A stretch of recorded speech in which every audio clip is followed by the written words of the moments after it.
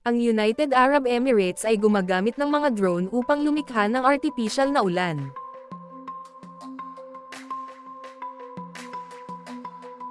Ang mga drone na ito ay lumilipad sa mga ulap at binibigyan ng electric shock ang mga ito.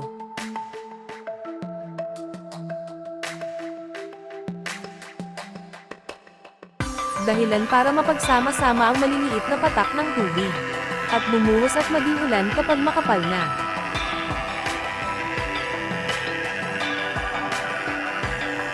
Ang prosesong ito ay tinatawag na cloud seeding. May iba pang proseso ng cloud seeding na gumagamit ng softwares.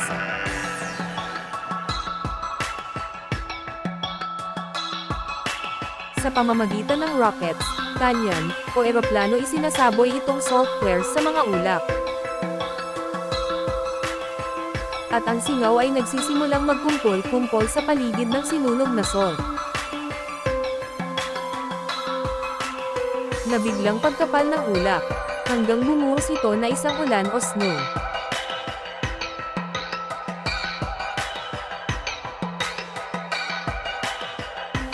Ang cloud seeding ay kayang magdagdag ng porsyento ng pagbagsak ng ulan mula 30% hanggang 35% sa tiyak na kapaligiran.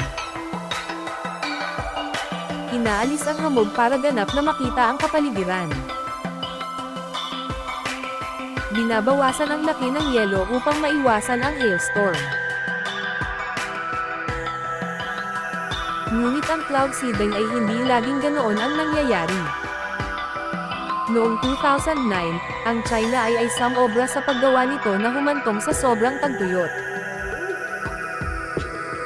na nagresulta sa matinding pagbaba ng temperatura at pagbagyo ng snow. Ang ulan sa ibang bahagi ay maaring magdala sa pagkatuyo sa ibang bahagi.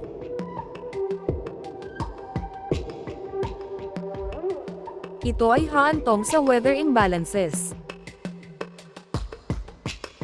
Ang mga scientists ay nag-iisip ng ibang paraan para palamigan ang ating platina.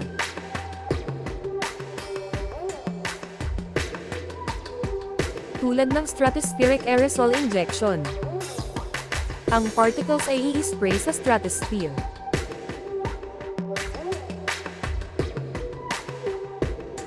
Para ma-experience ang sikat ng araw at bawasan ang temperatura ng daigdig.